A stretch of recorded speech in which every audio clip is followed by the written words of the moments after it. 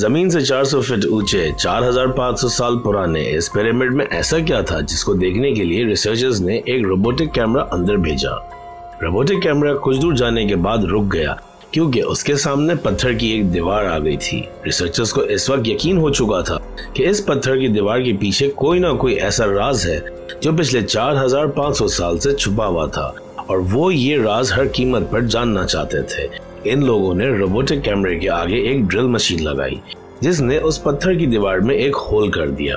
अब उस होल के अंदर एक छोटा सा कैमरा भेजा गया।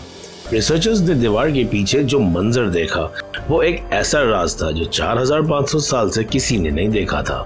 आप देख रहे हैं टॉप 10। अगर आप चैनल पर नए हैं तो उस लाल सब्सक्राइब बटन को जरूर दबा दें ताकि आपका और हमारा साथ ऐसा ही जुड़ा रहे।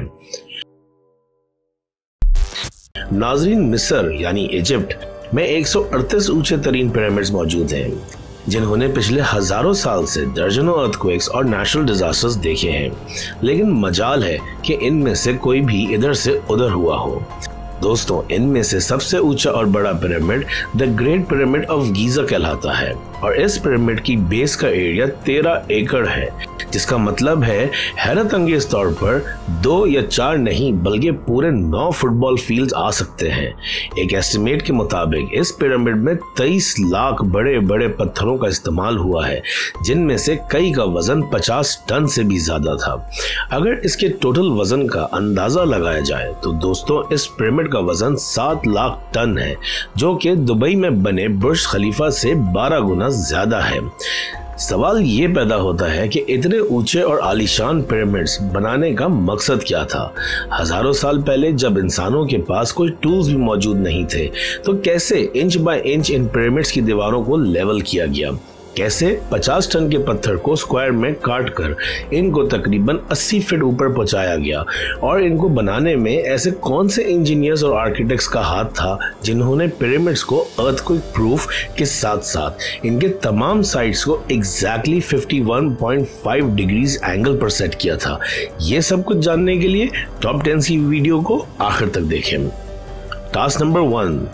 कई सदियों से इंजीनियर्स और रिसर्चर्स सर जोड़कर बैठे ये सोच रहे थे कि ये किस तरह से कंस्ट्रक्ट हुए हैं। ऐसा क्या हुआ है कि इस पिरामिड की हर side exactly north, south, east, west को फेस करती है एंड इसको उस वक्त के इंजीनियर्स ने कंपास की मदद के बगैर कैसे मुमकिन बनाया होगा।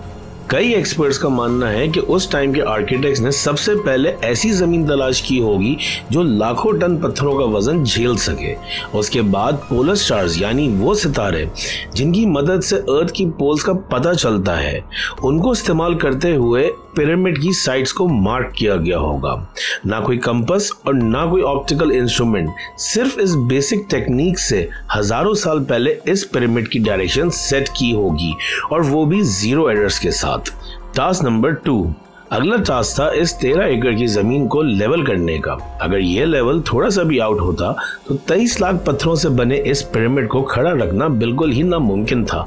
अब इस जमीन को लेवल करने के लिए उस टाइम के इंजीनियर्स के पास ना तो लेजर लेवलर था और ना ही बबल लेवलर।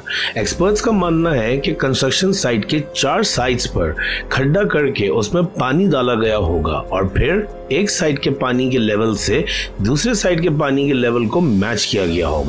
जो साइड पानी के लेवल से मैच नहीं हो रही होगी उसको हथौड़ी और छेनी की मदद से काट कर लेवल किया गया होगा।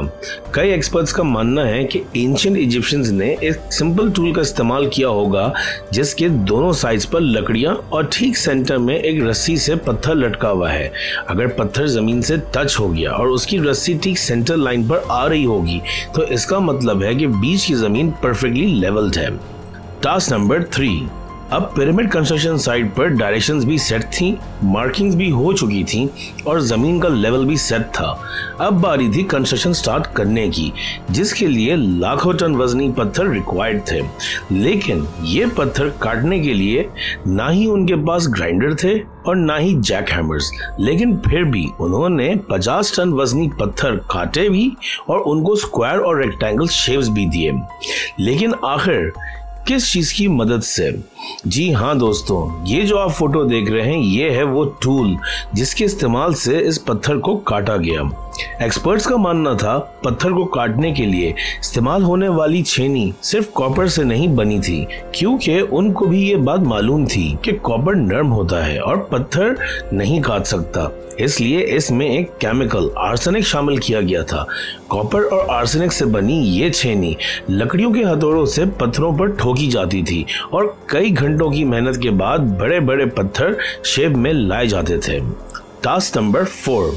अब चूंकि ये खास किस्म का पत्थर जिसको आज लाइमस्टोन कहा जाता है, उसकी कटाई पिरामिड कंस्ट्रक्शन साइट गिज़ा से 250 किलोमीटर दूर तोरा में हो रही थी। अब मसला था ये पत्थर गिज़ा तक ट्रांसपोर्ट करने का। हर एक पत्थर 50,000 केजी के बराबर था, जो कि 3 बड़ी पैसेंजर बसेस के बराबर बनता है, और ऐसे 23 लाख पत्थर सिर्फ एक पिरामिड में इस्तेमाल होने थे। इतना ज्यादा वजन ट्रांसपोर्ट करने के लिए ना ही उस दौर में कोई जानवर काम आ सकता था और ना ही उनके पास ट्रक्स मौजूद थे। हत्ता कि आजकल के जदीद दौर में भी अगर ये काम करना पड़े तो ट्रांसपोर्ट कंपनीज को अच्छा खासा टफ टाइम आएगा। हैरत अंगेज तौर पर यह काम वर्कर्स और कश्तियों की मदद से किया गया।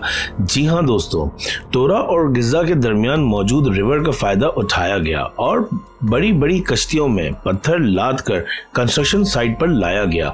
एक्सपर्ट्स का मानना है कि यह काम इतना आसान नहीं था। शिप्स में इतने बड़े पत्थर की लोडिंग और अनलोडिंग के लिए 500 वर्कर्स की आर्मी एक ही दफा में लगी होगी। Task number 5। जो एक्सपर्ट्स की टीम पिरामिड की कंस्ट्रक्शन पर रिसर्च कर रही थी, उनको अब अपने कई सवालों के जवाब मिल चुके थे, लेकिन एक बात उनको हर वक्त सता रही थी। लाइमस्टोन्स कट भी गए, ट्रांसपोर्ट भी हो गए और कंस्ट्रक्शन के दौरान एक के ऊपर एक लगना भी शुरू हो गए। मसला ये था कि पत्थर इतनी ऊंचाई तक पहुंचाए कैसे गए होंगे। कई एक्सपर्ट्स का मानना है कि कंस्ट्रक्शन से पहले ही ये प्लान कर लिया गया होगा। या तो ये स्पाइरल ट्रैक के जरिए ऊपर गए होंगे या तो जिगजैग तरीके से, लेकिन ये बात तो तय है कि 50,000 केजी के पत्थर इतने ऊपर मजदूरों की ही मदद से गए होंगे। उन्होंने इन पत्थरों को खींच कर ऊपर पहुंचाया होगा। Task number 6। बात सिर्फ लाखों मजदूरों छेनी हथौड़ों से लाइमस्टोन काटने और इतने लंबे पत्थर को ट्रांसपोर्ट करने की नहीं थी। इस पिरामिड के अंदर कंपार्टमेंट्स, उनके जाने का रास्ता और कई छोटी छोटी सुरंगें भी बनाई गई थीं।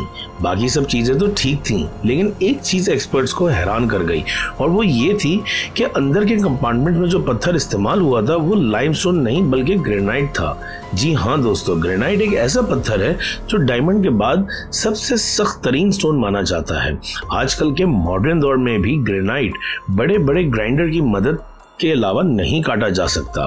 दुनिया भर से कई आर्कियोलॉजिकल एक्सपर्ट्स को पिरामिड का विजिट कराया गया, लेकिन किसी को इस सवाल का जवाब नहीं मिला कि 4500 साल पहले इजिप्शियंस ने ग्रेनाइट जैसे ठोस पत्थर को इतनी सफाई से कैसे काटा था। आखिरकार कई सालों के बाद इस मिस्ट्री को भी सॉल्व कर दिया है। इजिप्शियंस ने ग्रेनाइट को इतनी सफाई से एक आरे की मदद से काटा था जिसके दांत नहीं थे।